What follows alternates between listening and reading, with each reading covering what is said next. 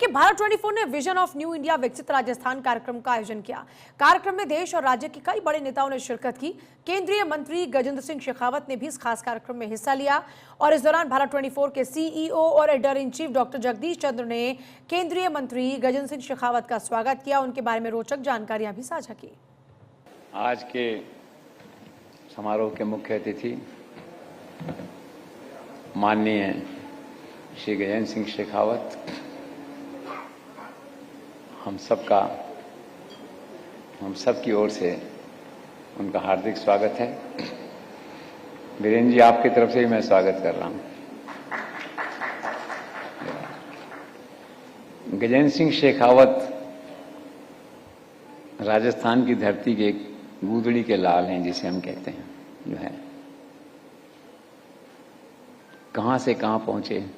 देखिए, राजनीति में आने की इच्छा थी या नहीं, लेकिन आज नरेंद्र मोदी मंत्रिमंडल में एक वरिष्ठ मंत्री हैं और ये उन चुनिंदा लोगों में हैं मंत्रिमंडल में जिन्हें नरेंद्र मोदी, अमित शाह और संघ परिवार तीनों का विश्वास, भरोसा और समर्थन प्राप्त है। ये बहुत रेयर है। इससे इनके आने वाले भविष्य का संकेत मिलता है। और पर्यटन मंत्री के रूप में जो काम आज देश में हो रहा है, सड़कों का काम प्रधानमंत्री के नेतृत्व में नितिन गडकरी कर रहे हैं, तो उन सड़कों पर जो पर्यटन को विकसित करने का काम है वो गजेंद्र सिंह शेखावत कर रहे हैं। आज राजस्थान ही नहीं, सारे देश में पर्यटन में बूम आया हुआ है। और ये बूम केवल हम ये कहें कि कोरोना के बाद में ये रिवर्स या वेंडेटा टूरिज्म नहीं है। इसके पीछे सरकार की सोची समझी रणनीति और प्रयास हैं। और खास बात ये है कि देश में शायद पहली बार ऐसा टूरिज्म मिनिस्टर मिला है देश को, गजेंद्र सिंह शेखावत के रूप में, जो ट्रैवल में सबसे आगे है। मोदी मंत्रिमंडल में सबसे ज्यादा यात्रा करने वाले व्यक्ति, हर समय पहियों पर चलने वाले व्यक्ति गजेंद्र सिंह शेखावत हैं, जो है। तो क्या है कि पर्यटन और ट्रैवल एंड टूरिज्म, इन दोनों का चोली दामन का साथ है। तो इनका जो पर्यटन का जो पैशन है, वो जो कहना चाहिए कि ट्रैवल का पैशन है, वो पर्यटन को देश में दौड़ाता है। राजस्थान की बात करें तो राजस्थान में पर्यटन की अपूर्व संभावनाएं हैं। आपके आने के बाद में उन संभावनाओं को बल मिला है। आज आप देखिए, हर वीकेंड पे गुप्ता जी जानते हैं कि आमेर से आने में 3 घंटे लगते हैं, 3 किलोमीटर का जाम। उत्तराखंड में देखिए 6 किलोमीटर का जाम। तो डोमेस्टिक टूरिज्म में जो एक नया उफान आया है पहले की तुलना में, उसके पीछे गजेंद्र सिंह जी का रोल है। और इसके साथ साथ क्या, जो सपोर्ट उन्हें प्राइम मिनिस्टर से मिलता है भारत सरकार में, अब तभी कामयाब होते हैं। अभी देश की जो सांस्कृतिक पुनरुत्थान है भारत का, पर्यटन के साथ साथ उसे विकसित करने की दिशा में प्रधानमंत्री जी ने बहुत रुचि ली। 3 घंटे बैठ के एक साथ आपके वो प्रदर्शन देखा। और ज्ञान भारतम जो मिशन है आपका, जो महामंडप है, उसका एक तरह से उत्थान हुआ, उसका लोकार्पण कहिए, उसका वो हुआ। वो एक नई दिशा दिखाता है पर्यटन के साथ साथ। आपका सांस्कृतिक मंत्रालय भी है। कमिंग बैक टू राजस्थान, तो राजस्थान में एक अच्छी बात यह है कि कोई भी केंद्रीय मंत्री अपने होम स्टेट में तभी सफल होता है इफेक्टिवली जब वहाँ की local government, local chief ministers के साथ खड़े हों। मुझे कहते खुशी है कि आज गजेंद्र सिंह शेखावत और मुख्यमंत्री भजनलाल शर्मा एक साथ खड़े हैं। राजस्थान के डेवलपमेंट के मामले में, फिर चाहे वो ERCP का मामला हो, यमुना जल समझौते का मामला हो, राम सेतु का मामला हो, पर्यटन स्थलों को विकसित करने का मामला हो, और विकसित भारत की जब बात करते हैं तो मुझे लगता है कि प्रधानमंत्री ने जो नारा दिया विकसित राजस्थान को, जो पैशन, स्लोगन, मैंडेट दिया है, उस पर राजस्थान में काम शुरू हो चुका है। राजस्थान में चीफ मिनिस्टर की अगुवाई में जो है विकसित राजस्थान का जो रोड मैप है वो लागू होने लगा है। इसमें पर्यटन भी शामिल है। अभी आप देखिए वो राइजिंग राजस्थान हुआ, 35 लाख करोड़ के एमओयू है, पर्यटन के क्षेत्र के एमओयू है बड़ी संख्या में उसमें जो है। और आप देखिए उसमें 4 लाख 3 लाख करोड़ के एमओयू अब धरातल पे आ रहे हैं। तो कुल मिला के क्या है कि किसी भी स्टेट को विकसित करने का ना एक सामूहिक दायित्व होता है। और बहुत ही भाग्य कहिए या एक सुखद संयोग है कि पर्यटन और सांस्कृतिक विरासत के क्षेत्र में राजस्थान सरकार और केंद्रीय पर्यटन मंत्रालय आपकी अगुवाई में कंधे से कंधे मिला के काम कर रहे हैं। ये स्टेट के लिए बहुत एक अच्छा लक्षण है और जिसे कहना चाहिए कि शुभ लक्षण है। कुल मिला के मेरा कहने का तात्पर्य ये है कि हम आपका स्वागत करते हैं। प्रदेश को आपसे बहुत आशाएं हैं कि आज आप पर्यटन मंत्रालय में हैं, कल कहीं और किसी बड़े मंत्रालय में होंगे। पहले आप जल मंत्रालय में थे, ईआरसीपी के काम को आपने आगे बढ़ाया, अब उसी काम को है सीआरपी आगे बढ़ा रहे हैं, मुख्यमंत्री आगे बढ़ा रहे हैं। तो एक जो कलेक्टिव लीडरशिप होनी चाहिए नरेंद्र मोदी के नेतृत्व में, वो राजस्थान में इसमें दिखाई दे रही, जिसमें एक महत्वपूर्ण हिस्सा आप भी हैं। तो मैं आपका स्वागत करता हूं और आपको यह भरोसा दिलाता हूं कि भारत 24 फर्स्ट इंडिया परिवार अखबार हमेशा जो राजस्थान में जो टूरिज्म का रोड मैप है, कल्चर का रोड मैप, उसको आगे बढ़ाने का आपका जो भी काम है उसमें आप हमेशा हमें साथ खड़ा पाएंगे। इन्हीं शब्दों के साथ थैंक यू सो मच। और इस सेशन के लिए मैं इनवाइट करना चाहूंगी अदिति नागर, पॉलिटिकल एडिटर को। प्लीज आप आए। भारत को वैश्विक पर्यटन मानचित्र और साथ ही सशक्त बनाने के लिए सरकार कौन कौन सी योजनाओं पर कार्य कर रही है और जो आपके मन में तमाम सवाल हैं उन्हीं का जवाब तलाशने की कोशिश करेंगे। Over to you Aditi. पानी से लेकर संस्कृति तक, विकास से लेकर विरासत तक, गजेंद्र सिंह शेखावत जी का सफर जमीन से जुड़ा रहा है, लोगों के बीच रहा है। और हम सबको बहुत गर्व है कि भारत का जो पहचान है दुनिया भर में वो संस्कृति, उसकी विरासत से जुड़ा हुआ है और उसी को आगे ले जाने का काम गजेंद्र सिंह शेखावत जी के कंधों पर है। और उसी सफर को समझेंगे कि वो कैसे इतना ट्रैवल कर पाते हैं, कैसे इतना एक्सटेंसिव जो काम है, क्योंकि ये बहुत एक्सटेंसिव लेवल पर इसको अभी करने की जरूरत है। इसलिए मैं एक रिपोर्ट के साथ शुरू करना चाहूंगी सर, एक sky scanner culture tourism report 2025। इसके मुख्य बिंदु है, आप लोग भी समझिएगा तो बहुत महत्वपूर्ण आपको नजर आएंगे। 82% भारतीय हैं जो अपनी यात्राएं संस्कृति और परंपराओं को ध्यान में रखकर अब कर रहे हैं। साथ में 76% यात्री हैं जो तारीख बदल देते हैं कि अगर कोई इवेंट, बड़ा त्योहार आ रहा है। इसके साथ साथ 76% फॉरेनर्स हैं, वो भारत तब आते हैं जब बड़े फेस्टिवल्स हो रहे हैं। इसका मतलब हम इकोनॉमिक टूरिज्म पे जाएंगे सीधा सीधा कि किस तरीके से ये जो इकोनॉमिक टूरिज्म को आगे बढ़ा रहे हैं।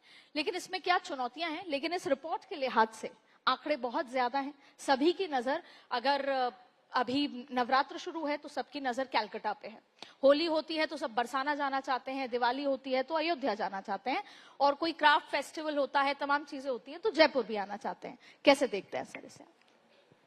क्योंकि मुझे लगता है ये सहज और स्वाभाविक है। हर एक स्थान की अपनी एक महत्ता है और अपनी एक विशेषता है। हर स्थान का अपना एक विशेष प्रसंग है उसके साथ में जुड़ा हुआ। उस समय पर अधिकतम लोग वहां जाएं, ये स्वाभाविक है। और केवल भारत के परिप्रेक्ष्य में नहीं है, पूरे विश्व के परिप्रेक्ष्य में है। ब्राजील में जब सांबा फेस्टिवल होता है तब ब्राजील में अधिकतम टूरिज्म पीक पर होता है वहां। स्पेन में जब टोमेटिनो फेस्टिवल होता है तब वहां पीक पर होता है। स्टॉकहोम में जब जो वाटर बेस इवेंट होते हैं तब वहां टूरिज्म पीक पर होता है।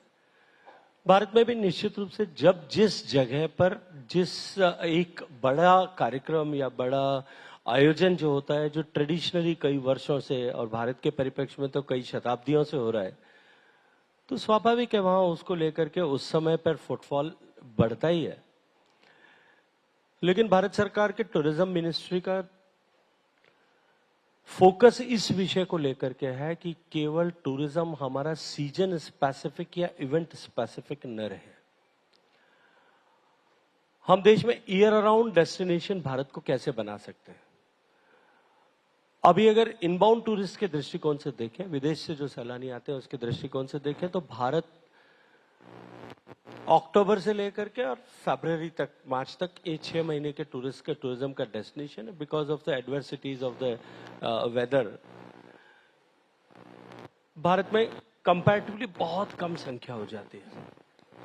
इसको हम कैसे परिवर्तित कर सकते हैं और इसको वर्ष पर्यंत पर्यटन का केंद्र भारत बने, इस पर भारत सरकार का पर्यटन मंत्रालय अभी राज्यों के साथ में मिलकर के काम कर रहा है। टूरिज्म को हम किस तरह से नई अपॉर्चुनिटीज के साथ में जोड़ें, नई ऑफरिंग्स के साथ में जोड़ें, नए एक्सपीरियंस किस तरह से हम क्रिएट करें, इसके ऊपर भी हम लगातार काम कर रहे हैं। और मुझे लगता है कि इन सब को करने के चलते हुए हम टूरिस्ट को जो है ज्यादा दिन तक रोक सकें और ज्यादा लंबे समय तक टूरिस्ट को भारत में बुला सकें, चाहे देशी सैलानी हो चाहे विदेशी सैलानी हो, उनके लिए ज्यादा लंबी विंडो क्रिएट कर सकें, इस पर हम काम कर रहे हैं। सर 40 ऐसे धरोहर हैं जो world site, UNESCO world site में है। हम क्या प्रयास कर रहे हैं कि चाहे राजस्थान हो चाहे और देश भर के अलग साइट्स इसमें ऐड ऑन हो, उससे भी पर्यटन बढ़ेगा? देखिए, भारत दुनिया में प्रमुख पंक्ति में खड़े हुए देशों में से एक है जिसके पास में सबसे ज्यादा विश्व की धरोहर है, सूचीबद्ध है जी।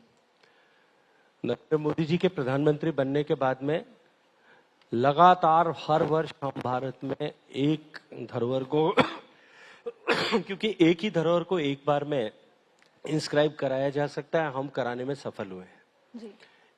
और इस बार भी हमने, आप सबकी जानकारी में आया होगा, महाराष्ट्र के जो मराठा मिलिट्री प्रोविंस थी, फोर्ट्रेसेस थे, ऐसे 12 किले, 11 महाराष्ट्र में और एक तमिलनाडु में, उनको हम विश्व धरोहर सूची में इंस्क्राइब कराने में कामयाब हुए हैं।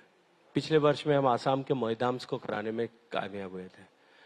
टेंजिबल और इंटेंजिबल हेरिटेज को हम इस तरह से विश्व के धरोहर सूची में रजिस्टर करा सकें, इस दृष्टिकोण से जो एक और अपॉर्चुनिटी है कि हम मल्टीपल कंट्रीज एक साथ किसी एक विषय को लेकर के और इंस्क्राइब कराने के लिए काम करें, चाहे वो टेंजिबल हेरिटेज हो, इंटेंजिबल हेरिटेज हो, क्योंकि उसमें साल में एक ही करा सकते हैं, ये सीमा लागू नहीं होती।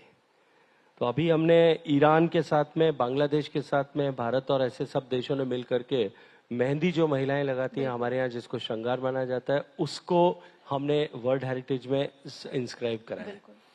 इसके अतिरिक्त हमारी जो लिखित धरोहर है उसको भी वर्ल्ड मेमोरी रजिस्टर में यूनेस्को के सूचीबद्ध कराने में हमको सफलता मिली। इस बार भी जो है नाट्य शास्त्र, उसमें हम सूचीबद्ध करा सके और ऐसी एक लंबी पंक्ति भगवत गीता से लेकर के जो हम आज तक उसमें जोड़ पाए। ये सही है आपका कहना कि जब कोई धरोहर विश्व सूची में रजिस्टर होती है तो निश्चित रूप से विश्व की निगाहें उसकी तरफ बढ़ती है और टूरिस्ट के कदम भी उस तरफ बढ़ते हैं। तो हमारा कमिटमेंट है कि हम न केवल नए ऐसे आर्किटेक्चरल हेरिटेज को, टेंजिबल इंटेंजिबल हेरिटेज को उसमें इंक्लूड कराएं, इंस्क्राइब कराएं और उसके साथ साथ में उन सबको टूरिज्म डेस्टिनेशन के रूप में डेवलप भी करें, वहाँ बेसिक एमिनिटीज को डेवलप करें, वहाँ जो है कनेक्टिविटी को इम्प्रूव करें, वहाँ प्राइवेट इन्वेस्टमेंट हम ला करके और वहाँ हॉस्पिटैलिटी सेक्टर को स्ट्रेंथन करें और उस आर्किटेक्चर के साथ में या उस जो है पॉइंट ऑफ इंटरेस्ट के साथ में हम कुछ न कुछ और भी एडिशनल जो है वो पॉइंट ऑफ अट्रैक्शंस क्रिएट करें, चाहे या तो उसको ट्रेल के रूप में या एक सर्किट के रूप में डेवलप करें, ताकि टूरिस्ट के लिए एक होलिस्टिक एक्सपीरियंस हम क्रिएट कर सकें। इस दिशा में हम काम कर रहे हैं। सर, हम अक्सर एक बात का जिक्र करते हैं और खासतौर पे आज के युग में जब भी प्रधानमंत्री नरेंद्र मोदी जाते हैं किसी भी देश, हम एक नॉन अलाइंड से एक अलाइंड वाले स्टेट में चल रहे हैं, सारे देशों को साथ चल के। लेकिन पहली बात उनके स्पीच में भी आती है कि कोई भी ट्रेड डील जब होती है या रिश्ते बनते हैं दो देशों के, तो उसमें संस्कृति के बिहाफ पर, भारत अपनी संस्कृति के बिहाफ पर रिश्ते बनाता है। सर, इस फ्रेज का मतलब क्या है? देखिए, माननीय प्रधानमंत्री जी ने अनेक बार कहा भारत बुद्ध का देश है, हमने दुनिया को बुद्ध दिया है, युद्ध नहीं दिया है। और भारत की जो संस्कृति की जो गहराई है, डेप्थ ऑफ द कल्चर, वो भारत की बहुत बड़ी ताकत है। भारत की संस्कृति की जो विस्तार है, जो विविधता है, डाइवर्सिटी ऑफ कल्चर, वो भी भारत की बहुत बड़ी ताकत है। इस ताकत के आधार पर हम दुनिया को भारत के प्रति आकर्षित कर सकते हैं। दुर्भाग्य से पहले भारत की छवि पूरे विश्व भर में एक निर्धन देश के रूप में थी, एक देश जहां पर सामान्य मूलभूत आवश्यकताओं के लिए लोग चुनौती से जूझ रहे हैं, इतने सालों से, दशकों से जूझ रहे हैं, ऐसी छवि थी। भारत की छवि गंदगी से हटे हुए देश की तरह थी, कनेक्टिविटी जिस देश में ठीक नहीं है ऐसे देश की थी। पिछले 11 साल में सम्मानीय प्रधानमंत्री नरेंद्र मोदी जी के नेतृत्व में देश की छवि दुनिया के निगाह में बदली है। The speed and the scale on what हमने डेवलपमेंट किया है, उसको लेकर के पूरी दुनिया चमत्कृत है, हतप्रभ है। और भारत की इस विकास की गति और विकास की दर, इन दोनों को देख करके उसके साथ में भारत का सांस्कृतिक पुनर्जागरण जिस तरह से पिछले वर्षों में हुआ है, भारत की तरफ देखने का दृष्टिकोण पूरे विश्व का पिछले 11 साल में बदल गया है। आपके दर्शकों में से बहुत सारे लोग ऐसे होते होंगे जिनको विदेश जाने के अनेक अवसर मिले होंगे, मिलते रहे होंगे, पिछले दशकों से मिलते रहे होंगे। मैं जब व्यापार व्यवसाय करता था, दुनिया के दूसरे देशों में जाते थे, सामान्यतया लोग अपने आप को भारतीय बताने में, अपनी पहचान भारतीय के रूप में कराने में झिझक महसूस करते थे। यदि कोई कराता भी था तो बहुत सोच करके कोई कहता था इंडिया, ओ मिस्टर गांधी। भारत की आइडेंटिटी गांधी जी के साथ में समाप्त हो गई थी। लेकिन आज आप दुनिया के किसी भी देश में जाकर के अपने आप को भारतीय के रूप में इंट्रोड्यूस करा दीजिए, वो या तो कहेगा ओ मिस्टर मोदी, और फिर भारत की सफलताएं जो भारत ने जीवन की हर विधा में अर्जित की है उसके बारे में कहीं न कहीं एंडोर्स करेगा। आज भारतीय गर्व कर सकता है कि वो भारतीय है। इस दृष्टिकोण से जो हमारे भारत को देखने का नजरिया पूरे विश्व का बदला है, तो हमारी संस्कृति हमारी ताकत है, और हमारी संस्कृति की हम एक सांस्कृतिक राष्ट्र के रूप में पहचाने जाएं, ये माननीय प्रधानमंत्री जी का हमेशा ही जो है ये एजेंडा किसी भी विदेश के दौरे पर या विदेशी अतिथि के आगमन पर रहता ही है। संस्कृति और साथ में ट्रेड, प्रधानमंत्री नरेंद्र मोदी का एक ये भी है कि एमओयूज हो, ट्रेड हो, एक्सचेंज हो, लेकिन सर जीडीपी योगदान अगर 2022-23 का टूरिज्म में देखें भारत का, तो केवल 5% जीडीपी का योगदान रहा है। मुझे लगता है 23-24 और 24-25 के आंकड़े अभी देखने बाकी हैं, वो 5.86 तक पहुंच गया है। 86 तक। तो सर क्या उम्मीद करें जब हम बात 2047, और चलिए सर 47 थोड़ा दूर हो जाता है, हम 2028-29 की बात करें, या हम तीसरी अर्थव्यवस्था तक, जो कि हम पहुंचने की उस कगार पे नजर आते हैं अगले 2 साल में, तब तक टूरिज्म का कितना योगदान होगा जीडीपी में सर? देखिए, अगर वैश्विक जीडीपी में टूरिज्म के योगदान के दृष्टिकोण से देखें तो ग्लोबल जीडीपी में contribution of tourism is somewhere around 10%, 10% के आसपास है। ये सही है, भारत का अभी 5 से 6% के बीच में है। लेकिन हमारा लक्ष्य इस बात को लेकर के है, और अब जब हम राजस्थान में बैठ करके बात कर रहे हैं तो राजस्थान तो ऐसा स्टेट है जिसमें आज भी कंट्रीब्यूशन 15% से ज्यादा है। लेकिन हम इस लक्ष्य के साथ में माननीय प्रधानमंत्री जी के नेतृत्व में आगे बढ़ रहे हैं कि हम 2047 तक जब भारत की अर्थव्यवस्था 30 ट्रिलियन के बाहर होगी, तब टूरिज्म का कंट्रीब्यूशन 10% यानी 3 ट्रिलियन का हो। 2030 तक को लेकर के भी हमारा लक्ष्य है कि हम इसको हर हाल में 7% तक लेकर के जाएं।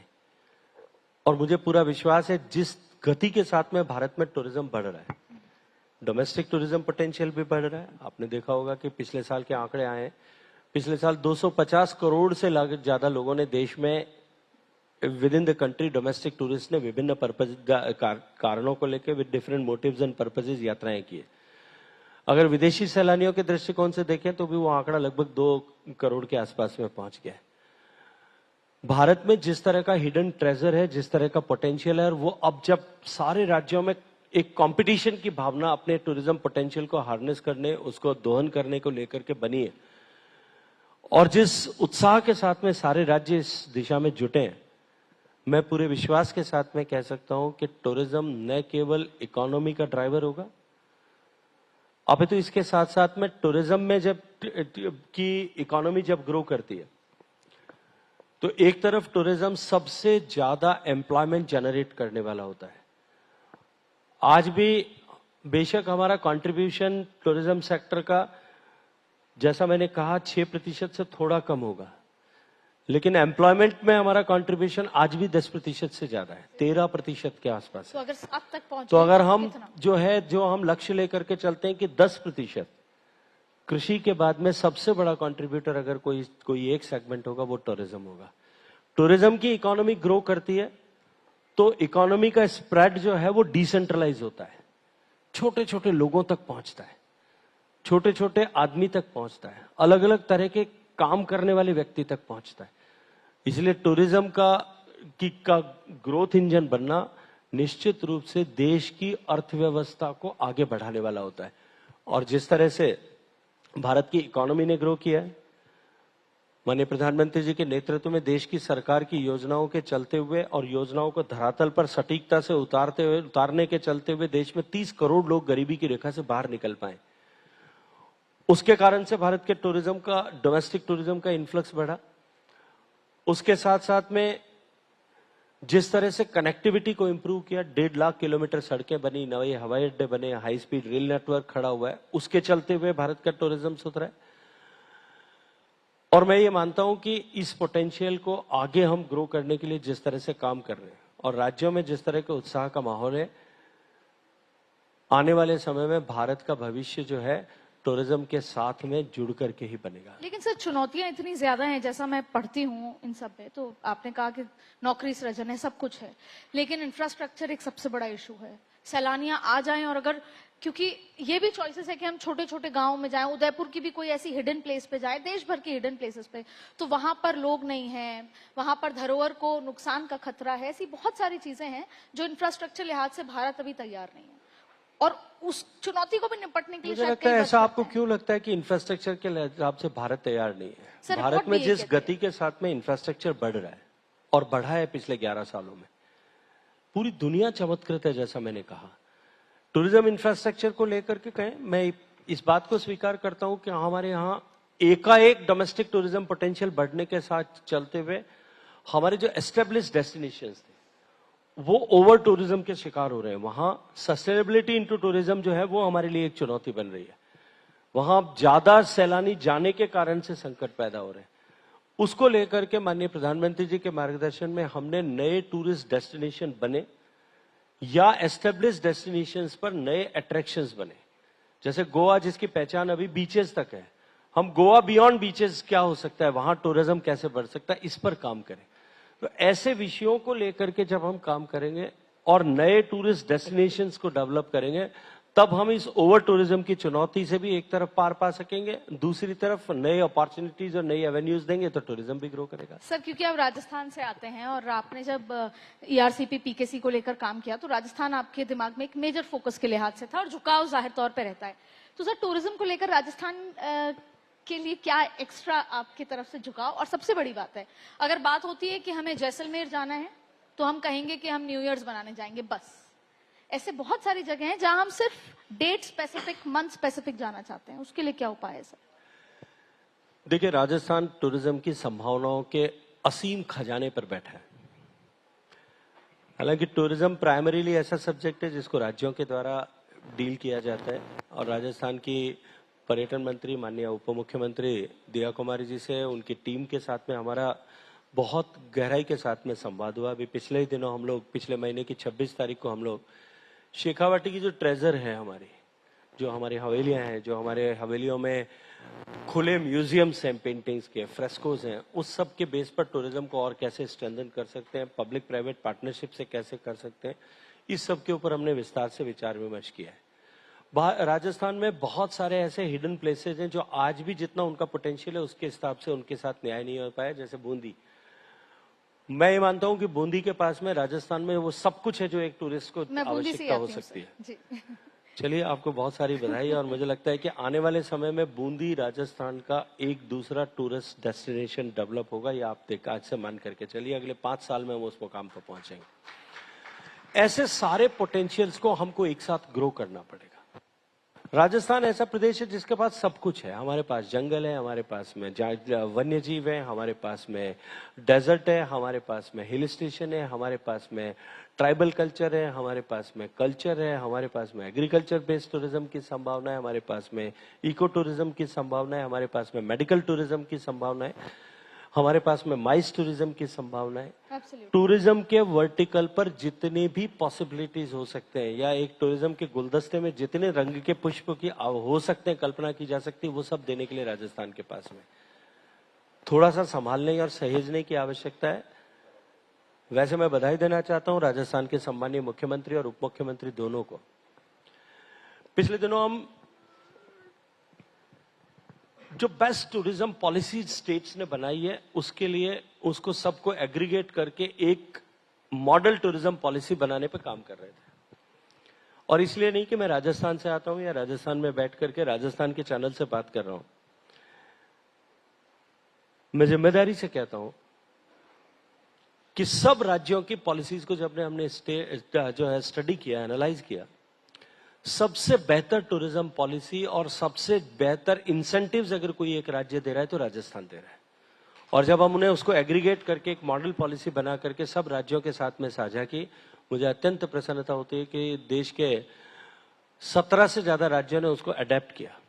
कुछ ने 100% अडेप्ट किया, कुछ इससे छोड़ करके अडॉप्ट किया। लेकिन मैं ये मानता हूं कि राजस्थान एक टॉर्च बियरर बना, उसमें फ्लैग बियरर बना, एक प्रकाश स्तंभ बना। और मुझे पूरा भरोसा है कि जिस तरह से रिसर्जेंट राइजिंग राजस्थान में जिस तरह से 35 लाख करोड़ के एमओयूज हुए थे, उसमें से 1 लाख करोड़ से ज्यादा के एमओयूज यहाँ हॉस्पिटैलिटी एंड टूरिज्म के सेक्टर में हुए थे।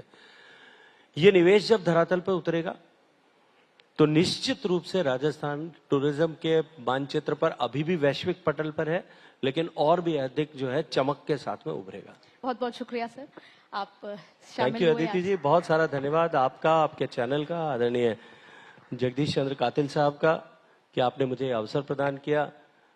और उसके ज्यादा भी धन्यवाद कि थोड़े टेढ़े मेढ़े प्रश्न नहीं पूछे आपने। खूब सारा धन्यवाद।